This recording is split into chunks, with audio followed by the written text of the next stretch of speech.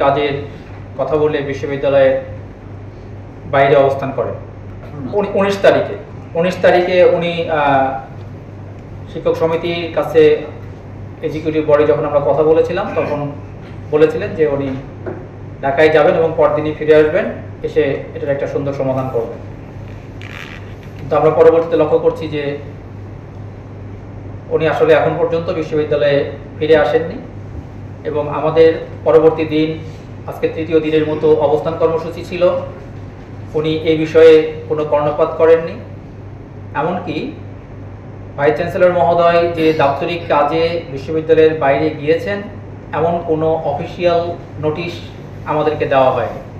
একজন ডিন মহোদয়ের নামে দায়িত্ব রেখে উনি বিশ্ববিদ্যালয়ের বাইরে গিয়েছেন, কিন্তু উনি দায়িত্ব পালন করতে সক্ষম হবেন না, এটা আপনাদের কাছে জানিয়েছিলেন। এবং পরবর্তীতে এরকম সংকটময় পরিস্থিতিতে উনি জানিয়েছেন যে ভাইস চ্যান্সেলর মহোদয়ের সাথে যোগাযোগ করে কোনো কার্যকর কোনো সিদ্ধান্ত, কার্যকর কোনো কখন ফিরে আসবেন বা কী করবেন এমন কোনো নির্দেশনা পাননি।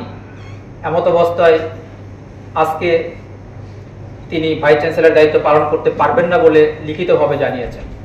গত 18 ফেব্রুয়ারি কুয়েট সংঘর্ষের ঘটনায় শিক্ষকদের উপর হামলাকারী শিক্ষার্থীদের শাস্তির দাবিতে গত 4 মে থেকে ক্লাস বর্জন ও 18 মে থেকে প্রশাসনিক কাজ বর্জন করে অবস্থান কর্মসূচি পালন করছে শিক্ষকরা। শিক্ষকদের অভিযোগ, বর্তমান উদ্বুদ্ধ পরিস্থিতির জন্য দায়ী অন্তর্বর্তীকালীন উপাচার্য। S M Habib, ATN Bangla, Khulna.